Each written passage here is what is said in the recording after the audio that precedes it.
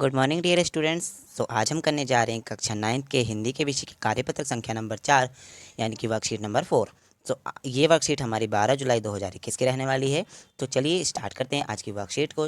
जैसा कि आप लोग जानते हैं, पिछली कुछ वर्कशीटों में हमारे क्या आ रहे हैं, अपठित गद्यांश आ रहे हैं, जिनसे क्या होता है, हमारे माइंड का टेस्ट लिया जाता है कि हम कैसे किस चीज़ को पढ़कर उसे समझकर याद कर पाते हैं और फिर क्वेश्चन के आंसर देने की कोशिश करते हैं। ठीक है, तो आज का ये गद्यांश दिया गया है हमारे गांधी जी के ऊपर। ठीक है, महात्मा गांधी जी के ऊपर दिया गया है, तो इसे पढ़ना है हमें। उसके बाद नीचे दिए गए प्रश्नों के उत्तर देने की कोशिश करना है। ओके, तो चलिए स्टार्ट करते हैं। महात्मा गांधी अपना काम अपने हाथ से करने पर बल देते हैं। वह प्रत्येक आश्रमवासी से आशा करते थे कि अपने शरीर से संबंधित प्रत्येक कार्य तथा सफाई वह स्वयं करें। यानी कि वो क्या कहते थे कि अपने आश्रमवासी यानी कि जो भी उनका आश्रम था, वहाँ पर रहने वाले लोगों से एक आशा करते थे कि जो भी उनके शरीर से संबंधित कार्य और सफाई है वो स्वयं करें।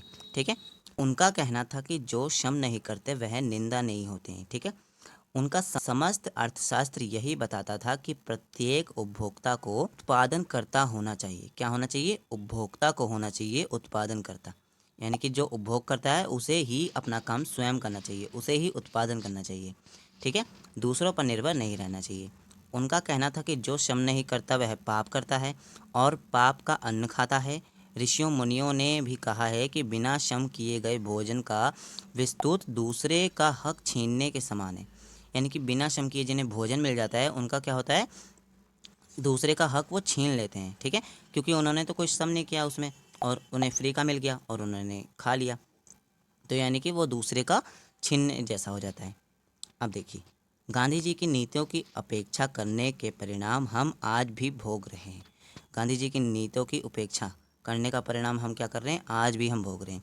ना गरीबी कम हुई है, ना बेरोजगारी पर नियंत्रण हो पा रहा है और ना ही अपराधियों की वृद्धि पर रोक हमारे वश में की बात हो पा रही है।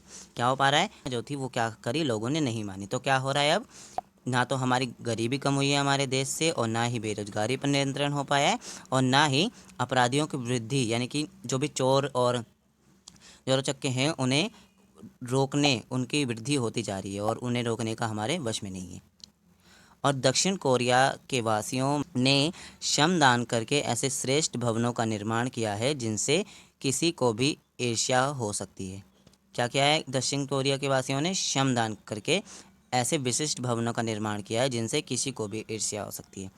दक्षिण कोरिया में एक विशिष्ट भवनों का निर्माण किया गया है वहाँ के वासियों ने। ठीक है, तो ये हम था हमारा गद्यांश। अब देखते हैं कि आपने कितने अच्छी तरीके से इस गद्यांश को समझा और पढ़ा। अब चलते हैं नीचे दिए गए क्वेश्चन आंसर्स पर। तो चलिए देखते हैं इन सभी के उत्तर क्या है। तो देखिए, पहला क्वेश्चन था हमारे पास कि गांधी जी अपने आश्रम वासियों से क्या आशा करते थे। क्या आशा करते थे बच्चों? गांधी जी अपने आश्रम वासियों से आशा करते थे कि वह अपने शरीर से संबंधित कार्य और सफाई का काम खुद करें। ठीक है, ओके। सेकंड क्वेश्चन था कि गांधी जी के अनुसार प्रत्येक उपभोक्ता को क्या होना चाहिए? क्या होना चाहिए प्रत्येक उपभोक्ता को? प्रत्येक उपभोक्ता को उत्पादन करता होना चाहिए। ठीक है, यानी कि उसी को बनाना भी चाहिए, उसी को उस चीज़ को उपभोग भी करना चाहिए। यानी कि एक तरीके से बिल्कुल सीधा मतलब यह है कि उसे श्रम करना चाहिए, यानी कि मेहनत करनी चाहिए। इसके बाद है, गांधी जी के अनुसार पाप का अन्न कौन खाता है? जो व्यक्ति बिना श्रम किए भोजन करता है वो पाप का अन्न खाता है, यानी कि दूसरे का छीना हुआ खाता है। ओके, फिर था कि उपरोक्त गद्यांश का उपयुक्त शीर्षक लिखिए। तो आप लिख सकते हैं गांधी जी के उपदेश लिख सकते हैं एंड एक मुझे कमेंट करके बता सकते हैं। ठीक है, एंड आप अपने घर में कार्य में किस प्रकार से योगदान देते हैं, घर के कार्य में, तो ये आप अपनी मर्जी से भी लिख सकते हैं। और मैंने यहाँ कुछ लिखा है, हम अपनी मम्मी की मदद करते हैं, घर की सफाई करते हैं और सभी कामों में हाथ बताते हैं। ठीक है बच्चों, तो आई होप आपको ये पूरी वर्कशीट समझ में आ गई होगी। बट अगर कोई भी डाउट है, छोटा सा डाउट है, अभी जाओ कमेंट में जाकर मुझे कमेंट कीजिए और मैं आपको आंसर देने की पूरी कोशिश करूँगा। एंड आई होप आपको ये वर्कशीट समझ में आई होगी। अगर मेरे पढ़ाने का, मेरे समझाने का तरीका आपको अच्छा लगता है तो आप चैनल को सब्सक्राइब कर सकते हैं। बेल आइकन को प्रेस करके ऑल पर ज़रूर क्लिक कर लीजिएगा ताकि आपको डेली वर्कशीट सॉल्यूशन के वीडियोस के नोटिफिकेशन मिलते रहें।